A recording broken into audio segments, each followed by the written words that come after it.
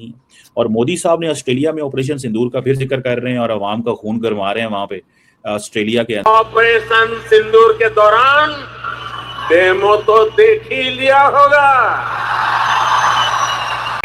धमाके आतंकियों के अड्डों पर हो रहे थे और गुंज पूरी दुनिया में सुनाई दे रही थी।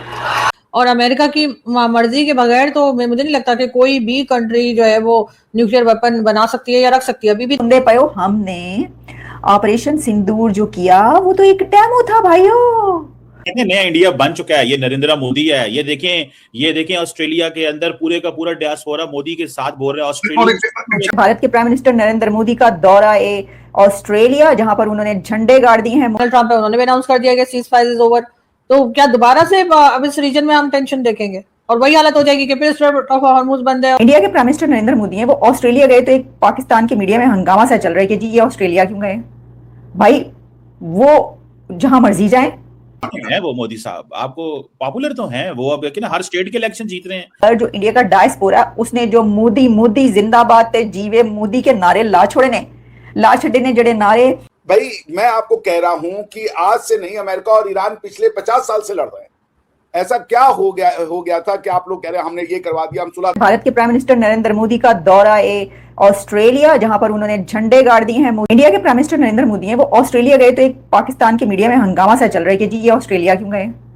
भाई वो जहां मर्जी जाए, कंट्री का प्राइम मिनिस्टर वो कहीं पे भी जा सकता है। लेकिन जी बात ये हो रही है कि जी यूरेनियम की जो डील है वो भारत कर रहा है ऑस्ट्रेलिया के साथ। ये क्यों कर रहा है, किस लिए कर रहा है? पाकिस्तान के खिलाफ जो है ये कोई चक्कर चलाया जा रहा है क्या? ये जो यूरेनियम की डील है, इसके बाद पाकिस्तान के ऊपर जो है वो बम फेंके जाएंगे, इससे न्यूक्लियर बम। भाई उन्होंने चलाने की बात ही नहीं की। आप लोग अपनी तरफ से आए बाएं जो है टेंटे कर रहे हैं। मतलब सोचने की बात यह है कि न्यूक्लियर की बात तो आपकी जब भी होती है, पाकिस्तान की तरफ से न्यूक्लियर की बात होती है कि हम न्यूक्लियर देख लो। वैसे क्योंकि पूरी इस्लामी दुनिया में मेरा ख्याल पाकिस्तान ही है ना न्यूक्लियर पावर, तो वो कहते हैं कि हंसी है तो खून देखो कर दे की हंसी। ठीक है, जो इंडिया का डायस्पोरा, उसने जो मोदी मोदी जिंदाबाद ते जीवे मोदी के नारे ला छड़े ने जड़े नारे ऑस्ट्रेलिया मेलबर्न में पाए ना, उन्होंने वो क्या कहते हैं कि फटे चकते ने उन्होंने मोदी दे। और हजारों की तादाद में thousands of Indians were present in Melbourne in that hall where Modi was Operation Sindoor. That was a demo. सुन रहे हैं आप? क्या है कि सुन रहा है ना तू रो रहा हूं, या रो रहा है ना तू सुन रहा हूं मैं। कुछ सुन पाए हो, हमने ऑपरेशन सिंदूर जो किया वो तो एक डेमो था भाइयों। मोदी चिल्ला के पूछ रहा था मेलबर्न ऑस्ट्रेलिया में अपने लोगों से और कह रहा था देखो मुझे मिलने ज्यादा लोग आए हैं। भाई देखो ये एक पावर है, ये पावर शो था मोदी का। मां जुड़े ने मेरे इंज दी गल्ला ना करो, ये मोदी का पावर शो था जो कि दूसरे कंट्रीज में भारतीय जो है वो किस तरीके से अपने प्रधानमंत्री को वेलकम करते। दूसरी तरफ देख रहे हैं पाकिस्तान से प्रधानमंत्री जब आते हैं अमेरिका यूके वगैरह वगैरह, छुपा के जो है निकलते हैं। लो जी दूसरी पॉलिटिकल पार्टी के लोग खड़े हैं जूतियां लेकर और वो लेकर। दिस इज ये एक बहुत बड़ा डिफरेंस है यार। कम ऑन, आपको मानना पड़ेगा। ये क्यों वहां पे भी बहुत ज्यादा, वहां पे तो 1.5 अरब की आबादी और इतनी पॉलिटिकल पार्टीज और क्या क्या कुछ। पाकिस्तान तो एक छोटा सा जो है ना वो उसके कोने में जो आ जाए।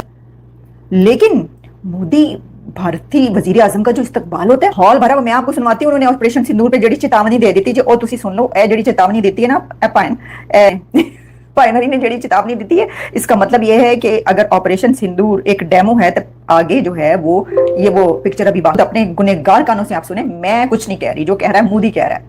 ऑपरेशन सिंदूर के दौरान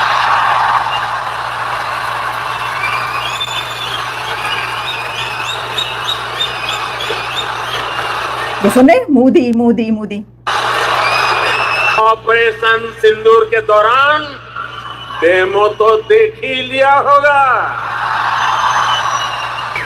धमाके आतंकियों के अड्डों पर हो रहे थे और गुंज पूरी दुनिया में सुनाई दे रही थी।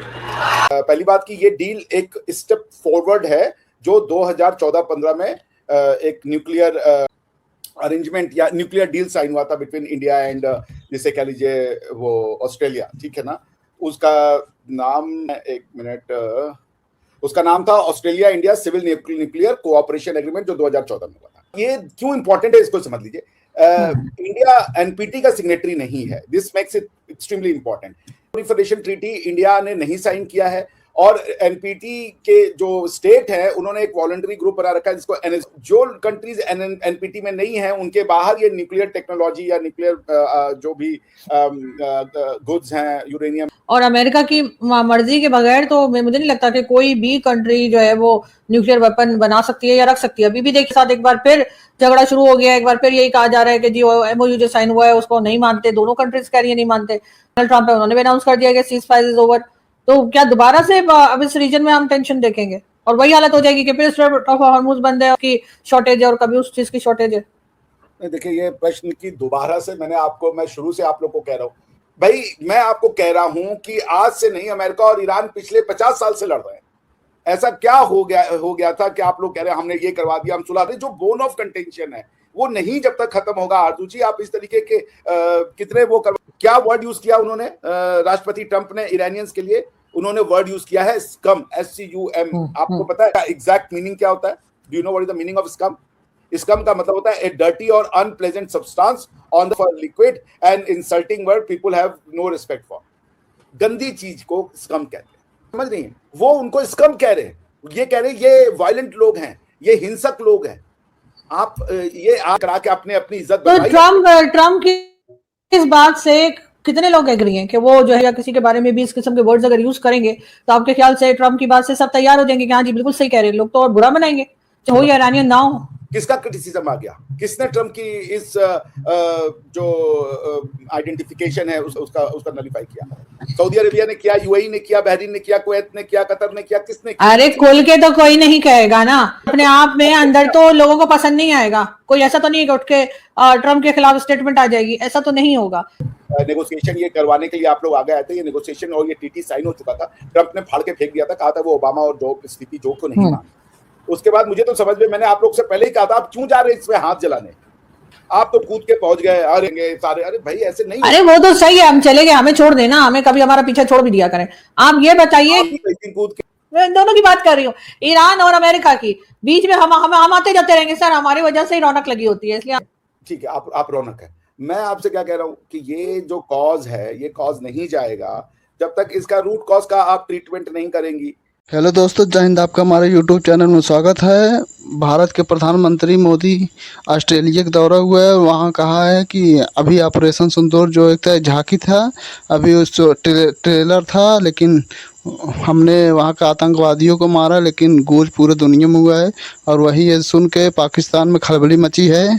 तो रहा हूं कि ये एक ही आदमी के पास इसका सलूशन है, उस आदमी ने बता दिया है। उनका नाम है मोहम्मद बिन सलमान। उन्होंने आपको रास्ता दिखा दिया है। जब तक अब्राहम अकॉर्ड पूरे मिडिल ईस्ट में एक्सेप्टेबल नहीं होगा, इस तरीके की लड़ाइयां होती रहेंगी, क्योंकि इनका कारण एकदम साफ शब्दों में रिलीजियस है। ये एक दूसरे से नफरतें करती हैं ये कौम, और उस वजह से ये लड़ाइयां होती रहेंगी।